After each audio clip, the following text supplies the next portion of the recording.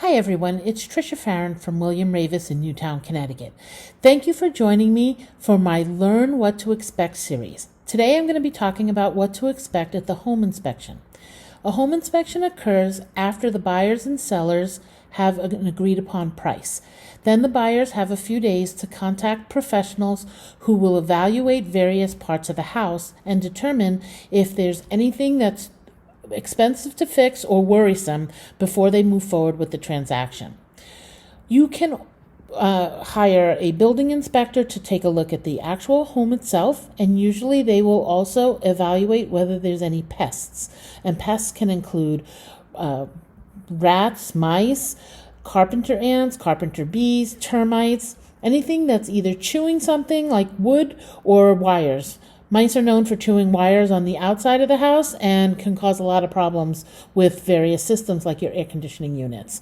So a building inspector is going to come in and he's going to take a look at every aspect of the house to make sure that there's nothing weird, that there's nothing outside of the way the guidelines of the town are. I mean, there are some things that are grandfathered in, but some things aren't and can cause safety hazards. The other kind of inspectors will be dependent on the house that you get. If you have a septic, you're going to want a septic inspector. If you have a well, you're going to want a well inspector. Usually the building inspector is going to take a sample of water and will send that to the lab. They also, many places in Connecticut have radon. And radon is a gas that can cause cancer, and it can be found in your water or your air. It's very easy to take care of, but you should know if you have it. And your neighbor could have it and you cannot, and you can have it and your neighbor cannot, and you can have it this year and not next year. So it's something that even after you buy a house, every few years you may want to do a radon check. It's not something that you're going to want to be consuming. It could cause cancer in your family. You also will want a specific type of inspector if you're buying an antique.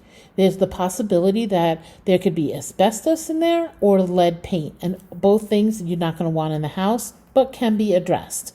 So you want to make sure that you include all the inspectors that are going to cover the types of systems that you have.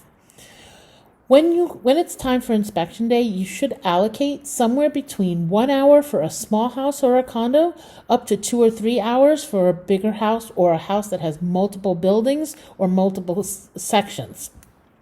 You're going to want to take notes. You should bring a pad and a pen and a tape measure. This is a great time to measure the rooms or specific areas to make sure that the room sizes and the flow of the house accommodate either your furniture or the way in which you want to live. You're going to follow the inspector around. Not necessarily to be a shadow, but because that inspector has so much information about all houses and all different systems, it's a great time to get a professional's perspective on the age of your systems, what it will take to maintain them. It's not only finding problems with the house, but just identifying what is with the house. What kind of furnace do you have? What kind of air conditioning system? How old is it? How often do you need to have an inspector come in and take a look at it to maintain it? There are going to definitely be some parts of your house that you may never ever get into again.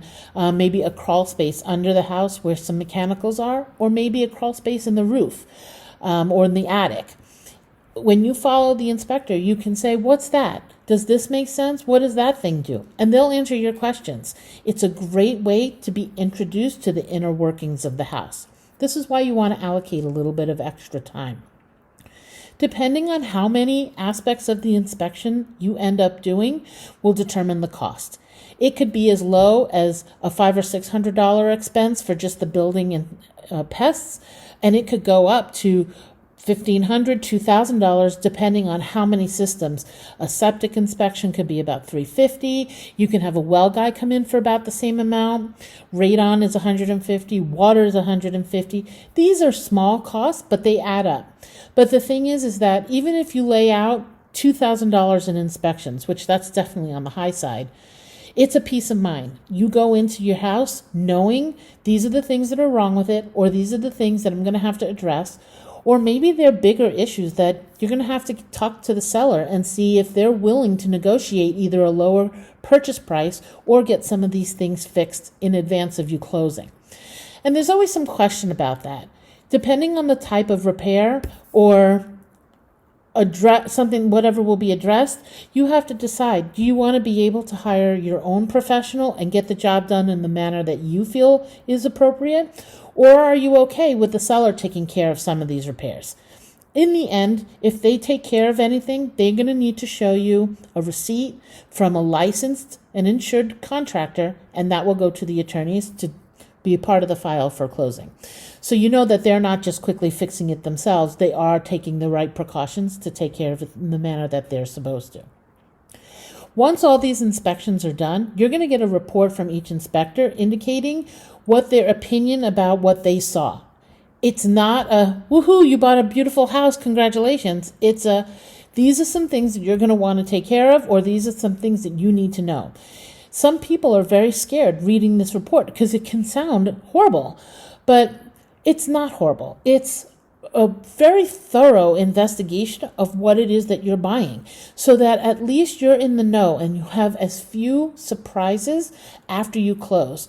Because to be hit with a $20,000 or $30,000 expense because you didn't do a septic inspection and the septic failed, that's the bad news. The report is not the bad news.